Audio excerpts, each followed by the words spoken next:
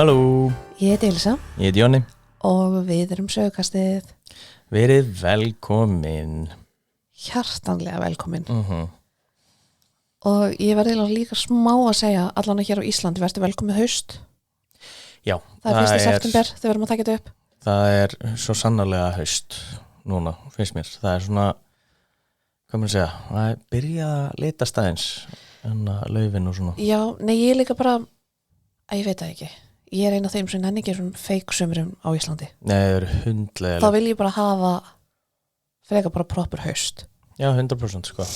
Það er hundlegilegt að vera að díla við þessa rigningu og ég veit ekki hvað og hvað sko, endalaust eitthvað vindur og það er aldrei sól og... Já, þegar það er sól, þá er bara allir og amma á sama staðnum. Ég veit. Það er ekki rosa gott fyrir introvert. Nei. En þú veist, ég veit ég hljóminn svo algjör plebbi, en ég veit það ekki. Já, eins og ef þegar það er gott veður, það er alveg geggjað og mann er kannski langar í sund, en ég nenni ekki með öllum í sund. Nei, ég skilji. Eða eitthvað, þú veist, ég nenni ekki að vera þar sem allir eru. Ég veit. Þess vegna finnst mér þetta miklu betra erlendis, að þá er þetta dreift. Já, þá er allir vanir. Já, þá er fólk ekki svona sólsjúkt. Nei, einmitt. Og með svona mikla sólarfómó. Já, og ég skil það alveg út af því að við sjáum sóluna hvað 10 sinnum ára eða eitthvað. Já, ég veit það. En ég veit það ekki. Já, það er bara eins og það er. Þetta er bara svona, en ég elska þetta sól eins og ég leigu vera á þannig. Það er geggjað. Það er geggjað, að geta farið á bakkan og líka bara actually verið í þá stuðbuxum. Já, og hlífaból. Einmitt, ég nýtt mig það rosalega mikið að vera bara einmitt á stuðbuxum, stuttunumból, vera með derhúi bara og lappa úti og það er, þú veist, yfir 20 gráður. Já, eins og daginn, ég fór að hlaupa í Central Park í stuðbuxum og hlífaból. Ég myndi ekki fyrir mitt litla líf gera það hérna heima. Nei, alls ekki. Bara ekki fræðilegur. En já. Það er gott að við séum mismunandi. Við þyrstum að vera með svona introvert svæði fyrir sóladaga. Sem eru skilrúm milli allra borða. Já, eða þú veist, það er sund og þú veist, þú verður bara að vera á þínu, þetta er bara smá svona COVID aftur. Þú verður bara að vera á þínum bekk með þinn partalauginni, skilurðu, það mega bara vera, þú veist, 6 manns í pottinum eða eitthvað. Já, sem sagt 100 litlar laugar sem rúma bara eina mannesku. Max 2. Já, max 2. Það væri draumur. Það væri svo mikil draumur, ég held að trúir ekki. Nei, í alvörunni. Það væri bara, já. Við veistum að við búa til eitthvað svona introverta svæði fyrir sóladaga. Já, þetta er mjög brýn nauðsyn. Þetta er það á Íslandi. Ég hef alltaf að hugsa bara okkur eigum við ekki en þá húsi sem jólst upp í. Já, með pottinum. Af því þá er pottur og pallur og trampolín. Meira þarf ég ekki, sko. Nei, ég veit. og enginn nema þar sem ég bauð mátti vera á pallinum. Það draumurinn. En já, ok, núna allavega núna kannski ekki fólk að kynna svona því nákvæmlega hversu mikið introvert ég er. Þetta er bara, þú veist, þú ert bara svona og það er bara geggjað. Já. En ég er samt, já, ég veit það ekki. Nei, ég ætla ekki að fara úr djúpt í þetta. Nei. Að ég er ekki svona út í erlendis. Ég er ekki svona út í París. Nei, ég veit. Þá bara elska ég að tínast í fjöldanum. Það er allt annað. Þá er það, þú veist, út af því að vandamáli með Ísland oft er að þú þekkir alla. Ég veit það, en í París þá er öllum skítsami þig, til dæmis. Það er ákveðin svona... Þú bara dettur inn í fjöldan og það er öllum sama. Það er ákveðin svona þægind í því, sko. Það er ekki ekki að. Ég er alveg samla. Það er, en já, allavega. Allavega. Ég er með, ekki með spurningu, en ég er með svona meðmæli. Golly. Það er, þegar ég var í Washington í seinustu viku og ég fór á geggjasafn alveg sem tengist einu máli nefnilega sem við höfum tekið fyrir -hmm. fyrir ykkur sem hafa ekki hlustað á alla þættina. Já, en já, þetta sem sagt Ford-leikhúsið sem að Abraham Lincoln var myrtur í. Já. Og það búið að gera sem sagt safn í kjallaranum. Þannig að, og þetta ennþá starfandi leikhús, sko. Já, en það sem ég finnst mest magnað, að það sem þú sagðir að... ég veit, það sem að byssan sem... Já, nei, ég var ekki það. Ekki það? Nei, það bara svona, þú veist, jú, það alveg áhugavert, en það bara svona frekar eðlilegt að yrði á safni morðið, skilur við? Nei! Jú, það sem mér finnst áhugavert að þú sagðir að búðin sem hann var drepin í ennþá bara sealed off. Já, hann bara eins og hann var. Á sínum stað og hefur ekki verið notaður. Nei. Það áhugavert. Byssa bara byssa. Nei, ekki þessu oh my god, má ég allan að lýsa frá því hvað þetta nákvæmlega? En allavega, mér finnst það merkilegra að búðin ennþá nákvæmlega eins og hann var þennan dag. Já. Það ekki búið að færa hann. Nei. Eða taka húsgögnin úr honum og setja þau til sínis annar staðar. Hann bara nákvæmlega eins. Það merkilegt. Þeir eru bara fundið byssun út á götu eða bara hún hefur verið í lögreglunni og bara eitthvað að setja hann á safnið. Nei. Jú. Nei. Ég bara segja, mér finnst þetta miklu merkilegra heldur en einhver byssa sem var notið. Ok. Já. Það geggjað. Ok. Allavega, það safn í kjallaranum. Á leikhúsinu. Og það sem sagt í rauninni bara safn Abraham Lincoln á mestuleiti. Og bara hvað hann gerði og þú veist, af hverju hann ennþá talin svona mikilvægur forseti og svona. Já. Þú veist, burt sér frá að sem sagt loka borgarastyrjöldinni. Já. Og það einmitt mjög gaman að fara gennum lífið hans. Þetta mjög áhugaverði maður. Já, við svona tefla á stóru í þættinum. Já, og einmitt það í rauninni bara brot af því sem hann gerði. Já. En það einmitt þannig að búðið þannig. Rúminn sem hann dó í? Nei, rúmið ekki. Ég held að það sé nefnilega en það sínu stað hinum einum göttuna. Já, það pottet eitthvað sem sagt til sýnist þar, sko. Ég held að ég hafi séð eitthvað það. Það gæti verið. En það var allan ekki rúm sem sagt á þessu safni. Nei, ok. En það sem merkilegra að sem ég búin að segja að byssan sem John Wilkes Booth notaði til þess að drepa Abraham Lincoln til sýnis. Og ekki nóg með það að manstu eftir þú veist hann að dótinu sem hann notaði til þess að festa hurðina innanfrá. Það til sýnis, sami bútur. Já. Og byssukúlan úr haustnum á Abraham Lincoln til sýnis. Mér finnst það merkilega heldur byssan sjálf. Já, en samt að þetta sé, þú veist, tveir hlutar á sömu samdæming, skilur.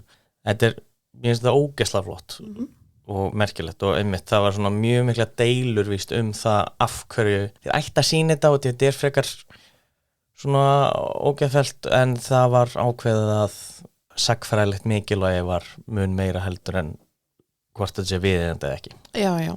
Ég meina hjartað úr yngsta strák Marie Antoinette og Ludvig 16. Þetta sýnis einmitt. En þetta í dag. Einmitt.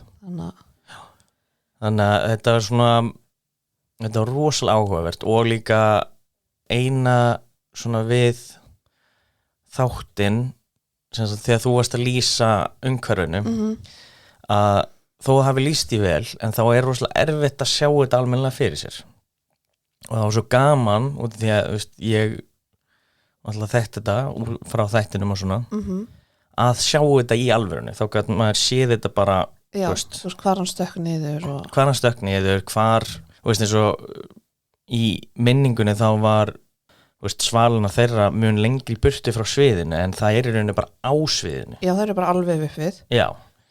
Og þetta var fyrstu svalinnar, eða þetta fyrstu búðin. Já, hann bara alveg upp við. Það vanalega the presidential box. Já, en það eru bara 2 box. Bara 2 box? Það bara máli, það eru bara 2 box. Ok, vanalega þetta náttúrulega fyllt af boxum. En þetta svo lítill þetta svo lítið leikhús í rauninni. Já, ok. og hitboxið er bara hinum einn. Ég er bara beint á móti. Já. Ég er bara farið í leikur sem eru stærri. Já, 100%. Það sem að er bara hurðin í hvern einasta búð. Já, en það er vanalega meira í, þú veist, Evrópu eða þess að eftir borgarastyrlutan í Bandaríkjunum sem þau eru byggð. En já, þetta er ennþá bara Bandaríkin er ennþá bara að finna sig í rauninni. Já, og ég meina þessi leikur sem eru síðan byggð eru gerð í evrópskri mynd. Já, akkurat. Eins og The Met. Já.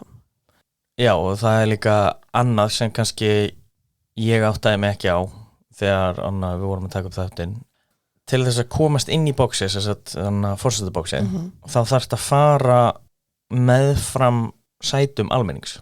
Það fannst mér svo áhugavert og því alltaf hvernig ég ímyndaði mér þetta var eitthvað spes gangur sem þú þurftir að fara inn á til þess að komast í bóksin. Já, bara alveg eins og er í eins og hérna Opera Garnier. Já, til dæmis. Ok, ég var ekki ná að segja þetta. Eða eins og er líka í Verslum.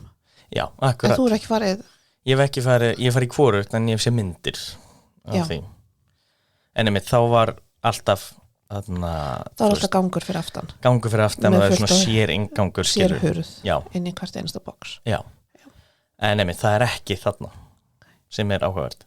Einmitt til þess að hafa til þess að komast inn í boxið hans þá hefur hann bara labbað fram hjá áhorfendum. Já, fullt af áhorfendum, skilur þú veist þannig að en fólk var örugglega ekkert að pæla náttúrulega í honum. Nei, alls ekki sko. En einmitt, það er bara svona, það er mun meiri áhætta einhvern veginn fyrir hann heldur en ég bjóst við upprunalega. Mér finnst einhvern veginn að væri frekar eiginlega meiri áhætta ef hann væri að ganga á tómum gangi. Já, kannski. Þá myndi hann meira stinga stúr, eða stinga stútur út úr. Já, stingi stúf. Já.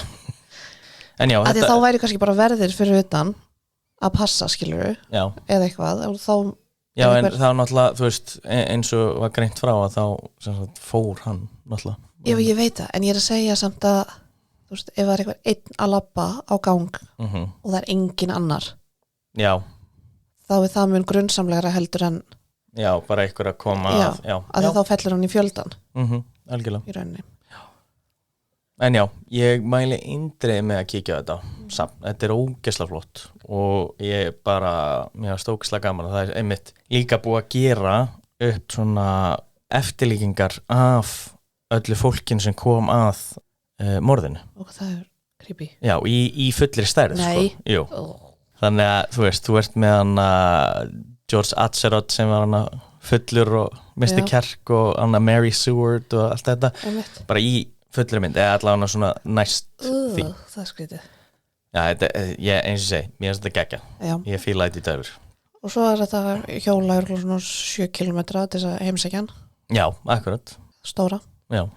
Sem er náttúrulega sem er magnað og sem að minnir mig alltaf á byrjunina og Herkules. Já, ég skil það vel. Það er alveg, já. En það er alveg magnað að fara og kíkja á hana, það er líka að gegja útsinnið út. Ógeðslega flott, að horfa yfir og vera með hana þinghúsið í bakgrunn og Washington Monument og eitthvað. Ég ætla að mæli með því. Washington er ekki mínu uppáhalds. Já, ég skil ekki, ég fíla henni í dölu, sko. Já, nei, hún er bara allt og dreifð. Já. Hún er allt og mikið af bara monumentum og engu. Já. Allavega, það er önnur saga. Það er önnur saga og einmitt gott segvei yfir í að í dag erum við staðsett í Boston. Okkar elsku bestu. Hún er best í heimi. Hún er æðisleg, þessi borg. Elskar Boston. En ef þið hafa ekki farið, þá mæli ég eindregið með. En máli í dag er frekar einkennilegt. Þetta er eitthvað sem þú hefur ekki heyrt um. Nei, alls ekki. Og þetta er einn af þessum atburðum í sögunni sem er svona, maður eiginlega trúir sér ekki. Nei.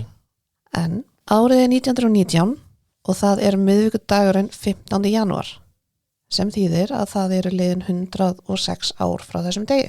Já, meinar. Bara svona, smá fun fact. Við erum í hluta borgarinnar sem kallar er The North End og er svona norðan við miðbæinn. cirka norðaustur frá Boston Common garðinum, ef þið þekkið það.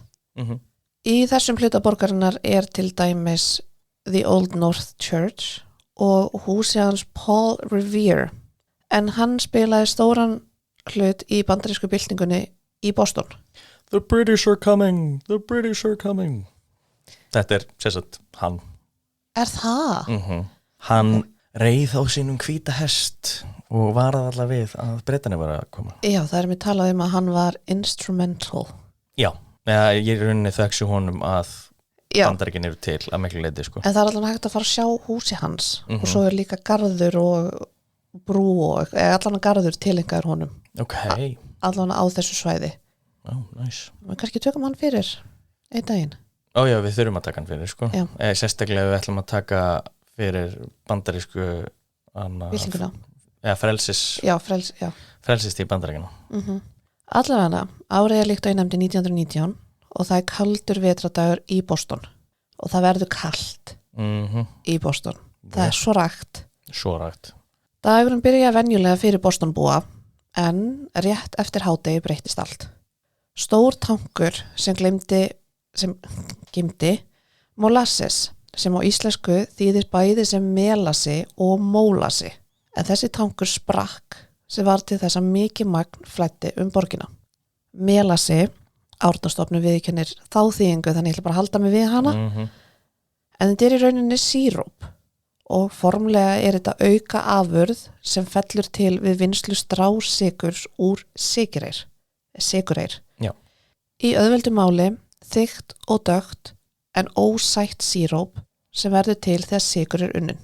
Ég myndi ekki alveg segja ósætt, en miðað við sykurinn þá, já. Já, miðað við, þú veist, önnur síróp, þú veist, maple síróp og... Já, þetta ekki þannig sæta. Þetta meira svona örþi... Já, ég hef ekki smakkað þetta og þetta pínu lakrískent. Já. Og þetta mjög gott, sérstaklega fyrir Íslendinga. Já, en já, þetta ekki þetta síróp sem þú myndir setja út á pönnukökur. Nei, alls ekki. Það sé verið að meina með að þetta sé ósætt síróp. Að þetta ekki með þessa svona náttúrulegu sætu að því að þetta raun auka afurð af sykrunum. Já, og einmitt melasar eru það sem vanalega notað til þess að gera rom. Já, og púðursykur til dæmis hreinsaður sykur sem búið að húða með melasa og það melasinn sem gerir hann bæði rakari og mýkri en venjulegu sykur. Mér smagnaði mig þegar þú sagði mig þetta, það ekki hugmynd, sko. Og því dekkri sem púðursykurinn sykurinn því meiri melasi í honum. Kali, sko. Já. Þannig að, melasi þykkur, klístraður vökvi sem í litlu magni alls ekki hættulegur og í rauninni bara frekar gómsætur. Já. Og einmitt svona til þess að líka svona áferðinnes ef þið þekki hana, heitir ekki Lloyds sírópið, hana breska sírópið sem svona grænu. Í grænu svona tunnu, ekki svona tunnu, svona tinnkæn. Já, akkurat. Þetta sama áferð í rauninni. Svona þykkt. Þetta liggur svona hunangsþykkt. Já, akkurat. Og í rauninni miðað við það sem ég fer kannski út í á eftir þá virkar þetta smá þetta bregst við ýmsum háttum á svipaðan hátt og hunang. Já. Í rauninni. En ég fer betur út í það á eftir. Algjörlega. Atburðurinn gerist við fyrirtæki sem heitir The Purity Distilling Company og var staðsett á Commercial Street númer 529. Bara svona eða vil ég alveg leita hvar þetta gerðist. En fyrirtæki var að nota melasa til þess að búa til etanól, nánatiltekið alkohól. En etanól notað til dæmis í áfengi og sem eldsneyti á bíla og sprengjuhreyfla. En þessi verksmiðja var þó helst og sérhæfði sig í raun í því að vinna melasan yfir í etanól fyrir áfengi. Já, ok. Það var því mjög mikið magn af melasa á svæðinu, en staðsetningin á þessu fyrirtæki var hentug til þess að taka við sendingum sem komu með skipi. Enda þetta alveg við höfnina. Akkurat. Sendingarnar voru svo settar í stóran tank sem beið þess að vera flutt yfir í verksmiðuna í Cambridge, Massachusetts. Svo hægt væri að vinna melasan. Það má því kalla aðstöðuna á 529 Commercial Street hálfgerð geymslusvæði. Já, svona lagerhús með fullt af einhverjum varningi. Þú veist, þetta var svona fínn millivegur áður en að Melasin fór síðan til Cambridge Já. til þess að vera unnin Já. en það var samt hentugt til þess að taka á móti öllum sendingunum. Akkurat. Þennan dag var frekar heitt úti fyrir janúar í Boston en hitinn var 4 gráður á Celsius sem var hlýtt þar sem fyrri daga hafði hitinn verið vel undir frostmarki. Daginn áður, þá 14. janúar, hafði komið stór sending af Melasa sem hafði verið hitaður örlítið til þess að auðvelda flutning. Það er það sem ég er að tala um með eins og hunang. Þegar það hitnar þá verður það mýkra í sér. Akkurat. En svo þegar það er kalt þá er nær ómögulegt að vinna með það. Já, þetta er bara eins og múrsteinsveggur sko. Já. Í tankinum var nú þegar mjög mikið magn af Melasa og gera má ráð fyrir að hann hafi verið frekar kaldur út af hitastíðunni dagana á undan. Talið er því að þessi sending af hituðum Melasa ásamt þeim kalda sem nú þegar var í tankinum og svo þessar nýlegu hitabreitingar hafi haft þau áhrif að tankurinn sprakk rétt eftir hádegi á 15. janúar árið 1919. Nánum tiltekið klukkan 12:30. Ok. Og hvað var mikið í þessum tank? Það kemur eftir, Ok. Ég kem að því, engar ágjör. Að sjálfsögðu var það stærsti tankurinn á svæðinu sá sem sprakk. En hann var 15 metrar á hæð og 27 metra breiður og þennan dag var hann nánast fullur sem þýðir að tæplega 9 milljón lítrar af Melasa 8.706.447 lítrar til þess að vera nákvæm flæddu borgina. Jesus.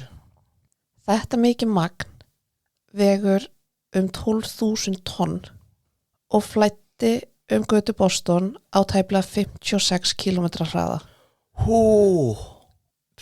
What? Og ég vil einmitt taka það fram að Melasi er 40% þykkari heldur en vatn. Svo skriðþungin af þessu hefur verið rosalegur. Já. Bara vatn á þessum hraða er hættulegt sko.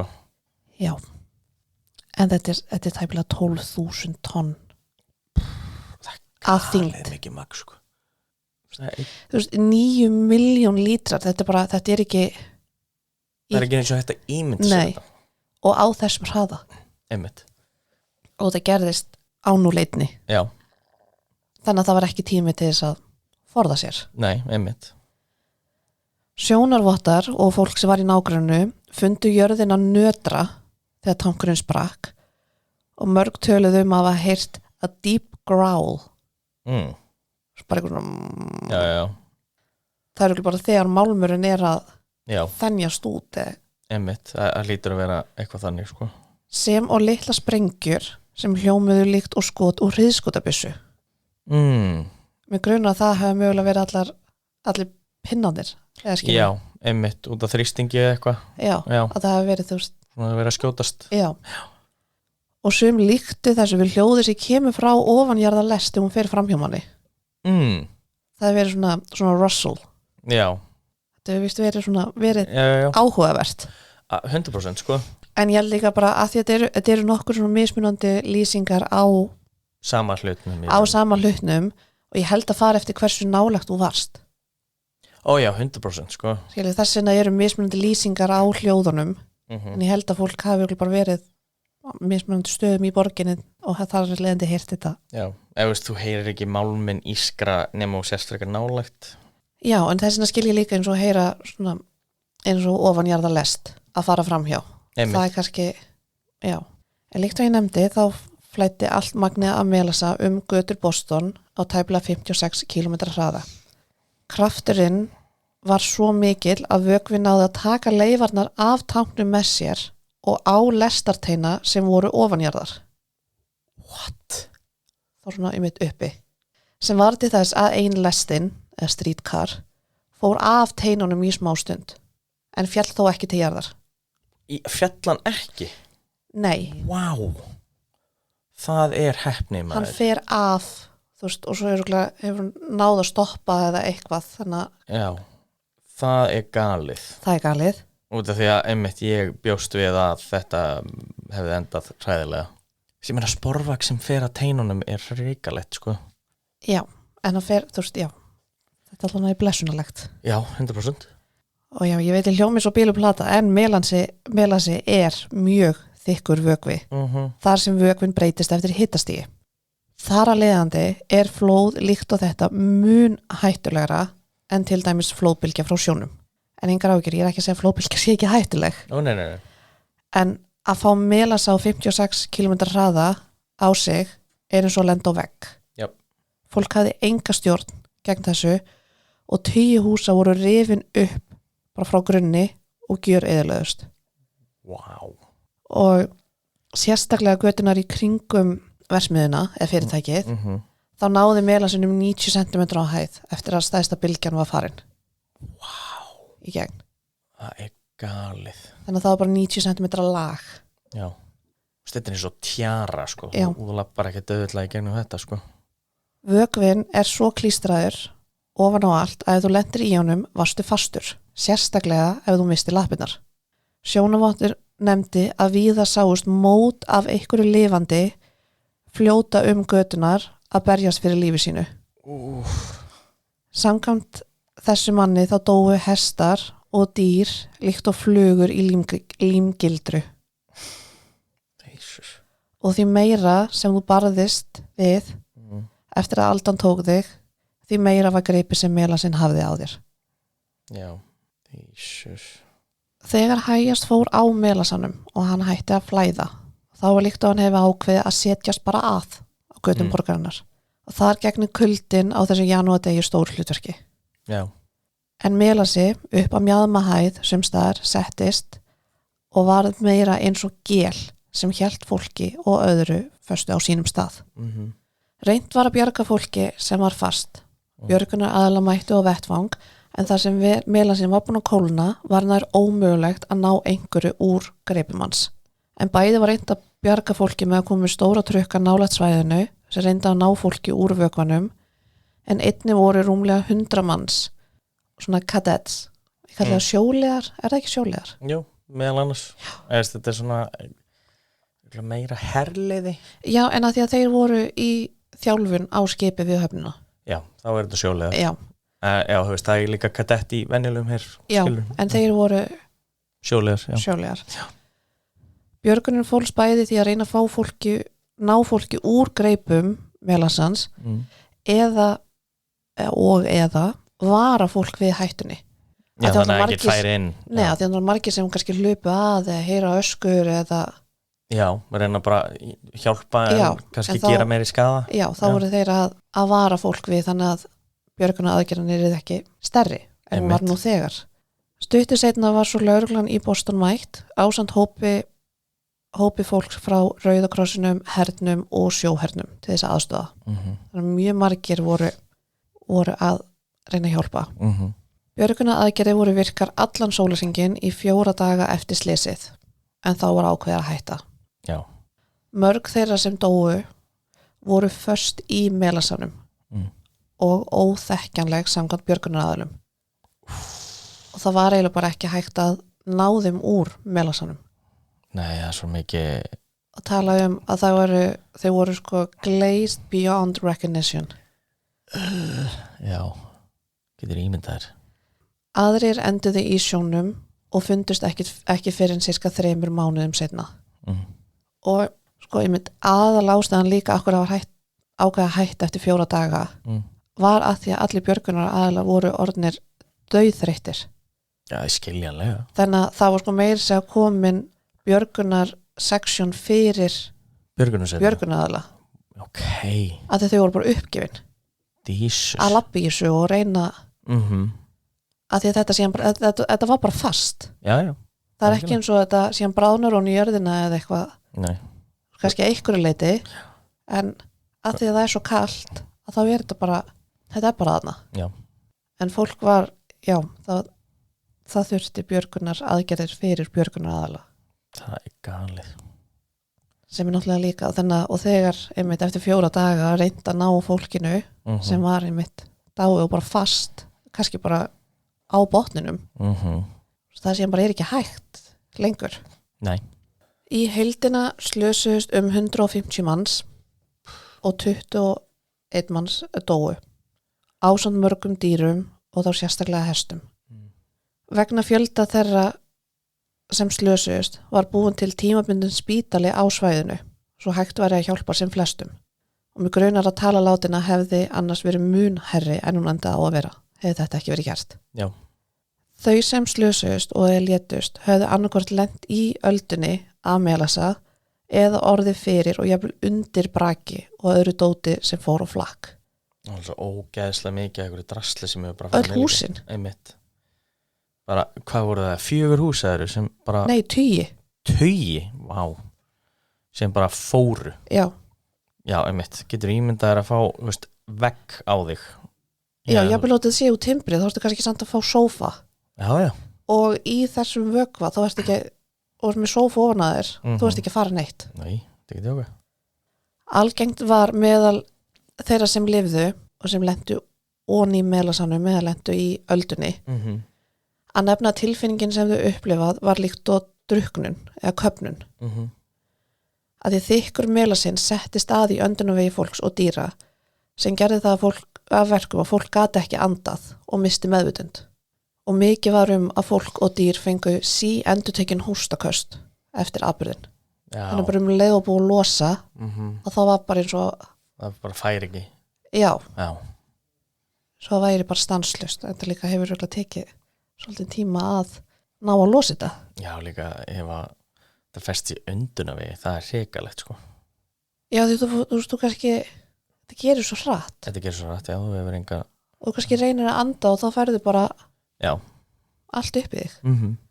Nú þegar leit var hægt, tók við næsta verkefni, að þrífa borgina. Já, einmitt. Notast var við slökkuliðsbát, fireboat. Þeir eru slökkuliðsbíl á sjó. Akkurat, ógeðslega sniðugt. Og sniðugt fyrir Boston. Já, það er döga, geggja. En hann var notaður til þess að smúla götunar frá höfninni með saltvatni. Það var reynt að nota saltvatn til að leysa upp Melassan og síðan var settur sandur á sem átti að soga upp restina á götunum og það var síðan sópað í burtu. Já. Það var svona helsta tæknin.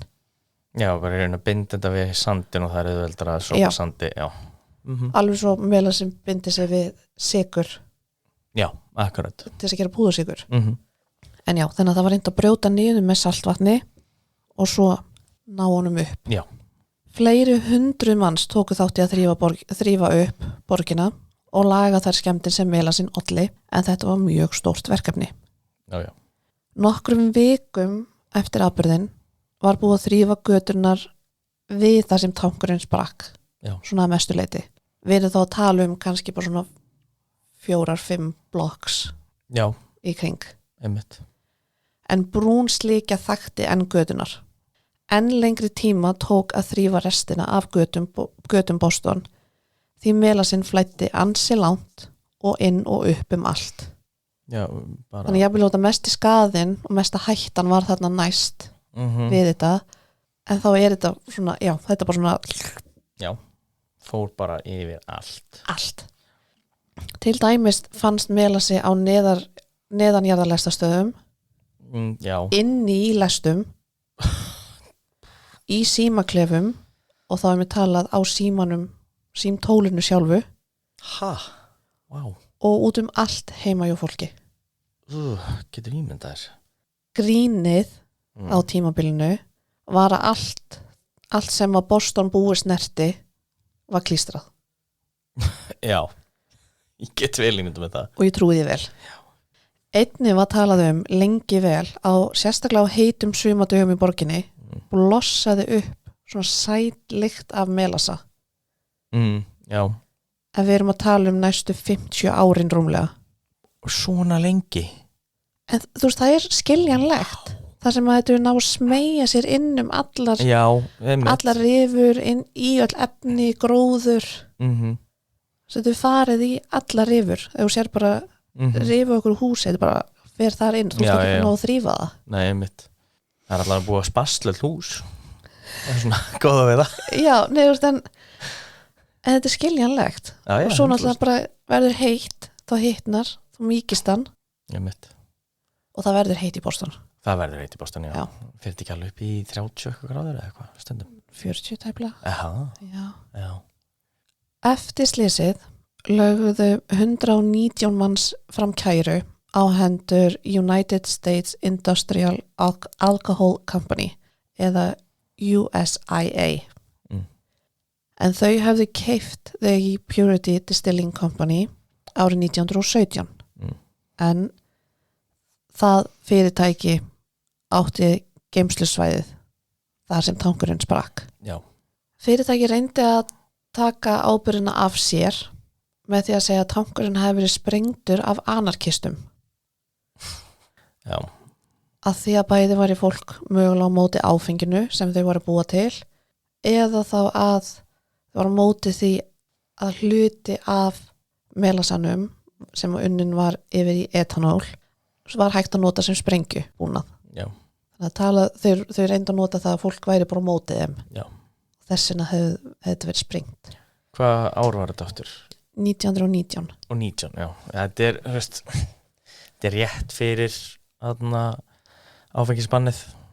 Já. Þannig að það var kannski nýtt sér það í rauninni að fólk var eitthvað að...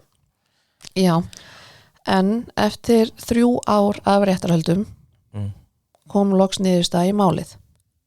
Tankurinn var illa hannaður og hafði leki áður, ásamt því að litla sem engar öryggisprófanir höfðu verið gerðar á honum. Já. Sökum þess var USIA dæmt til þess að greiða tæplega 11,4 milljónir dollara í skaðabætur, í dollarum í dag. Í dag, ok, ég ætla að segja. Nei. Já, en samt... Þetta voru held ég 680.000 dollarar á þeim tíma. Einmitt. Og einnig fengu ættingjar þeirra sem létust 127.000 dollara á gengunni í dag fyrir hvern og einn sem dó. Og fyrir hvern og einn, ok. Já, þannig voru 127.000 dollarar sinnum 21.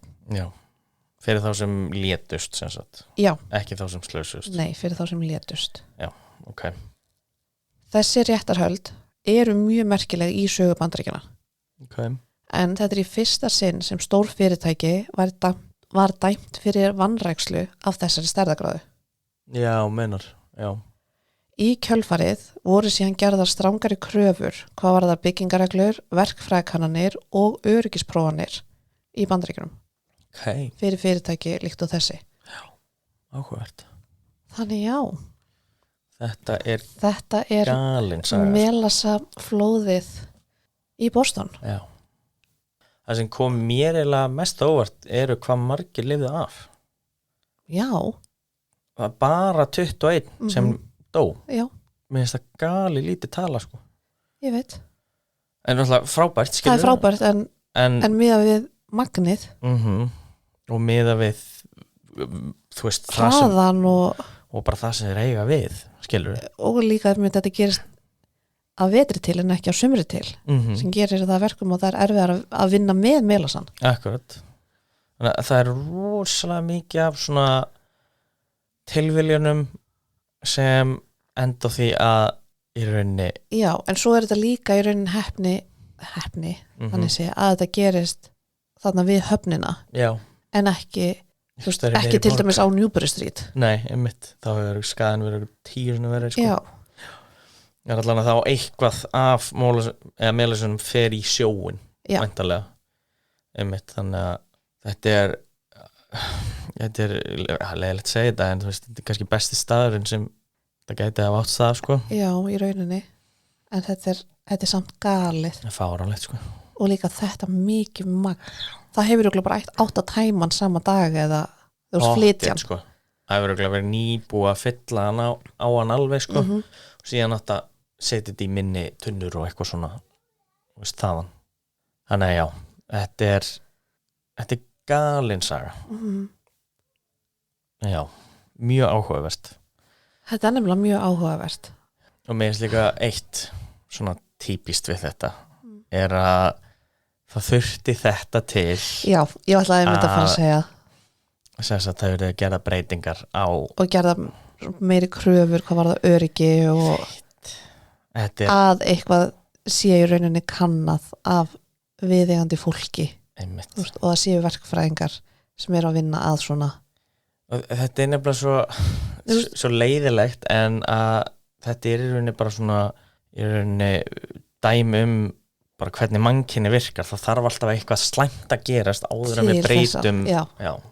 Það verður að vera fordæmi já, það, þú veist, sem fáránlegt við vitum svo mikið í dag af hverju erum við ekki að taka betri rást ég veit það er annar mál en já, ég er bara að vona að þetta gerist aldrei aftur nei en eins og ég mitt sagði við þig þegar ég var að vinna í þessu máli að ég væri freka til ég að verða fyrir flóðbylgju af vatni heldur en þessu eða bjór það er annar þáttur en allavega en já, en þetta er bara galið já.